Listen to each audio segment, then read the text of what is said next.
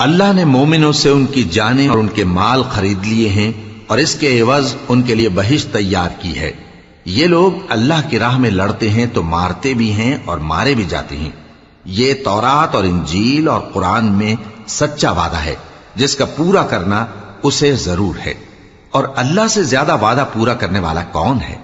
تو جو سودا تم نے اس سے کیا ہے اس سے خوش رہو، اور یہی بڑی کامیابی ہے۔ توبہ کرنے والے، عبادت کرنے والے، حمد کرنے والے، روزہ رکھنے والے، رکوع کرنے والے، سجدہ کرنے والے، نیک کاموں کا امر کرنے والے اور بری باتوں سے منع کرنے والے، اللہ کی حدوں کی حفاظت کرنے والے، یہی مومن لوگ ہیں۔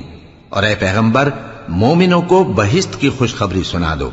پیغمبر اور مسلمانوں کو شایع نہیں کہ جب ان پر ظاہر ہو گیا کہ مشرک اہل دوزخ ہیں تو ان کے لیے بخشش مانگیں، گو وہ ان کے قرابت دار ہی ہوں۔ اور ابراہیم کا اپنے باپ کے لیے بخشش مانگنا تو ایک وعدے کے سبب تھا جو وہ اس سے کر چکے تھے، لیکن جب ان کو معلوم ہو گیا کہ وہ اللہ کا دشمن ہے تو اس سے بیزار ہو گئے۔ کچھ شک نہیں کہ ابراہیم بڑے نرم دل اور متحمل تھے، اور اللہ ایسا نہیں کہ کسی قوم کو ہدایت دینے کے بعد گمراہ کر دے جب تک ان کو وہ چیز نہ بتا دے جس سے وہ پرہیز کریں۔ بے شک اللہ ہر چیز سے واقف ہے۔ اللہ ہی ہے جس کے لیے آسمان اور زمین کی بادشاہت ہے، وہی زندگانی بخشتا اور وہی موت دیتا ہے، اور اللہ کے سوا تمہارا کوئی دوست اور مددگار نہیں ہے۔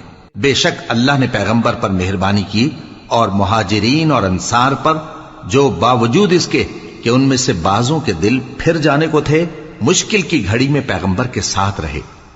پھر اللہ نے ان پر مہربانی فرمائی، بے شک وہ ان پر نہایت شفقت کرنے والا ہے، بڑا مہربان ہے۔ اور ان تینوں پر بھی جن کا معاملہ ملتوی کیا گیا تھا، یہاں تک کہ جب زمین باوجود فراخی کے ان پر تنگ ہو گئی اور ان کی جانیں بھی ان پر دوبھر ہو گئیں، اور انہوں نے جان لیا کہ اللہ کی گرفت سے بچنے کے لیے کوئی جائے پناہ نہیں مگر اسی کی طرف رجوع کرنا، پھر اللہ نے ان پر مہربانی کی تاکہ توبہ کریں۔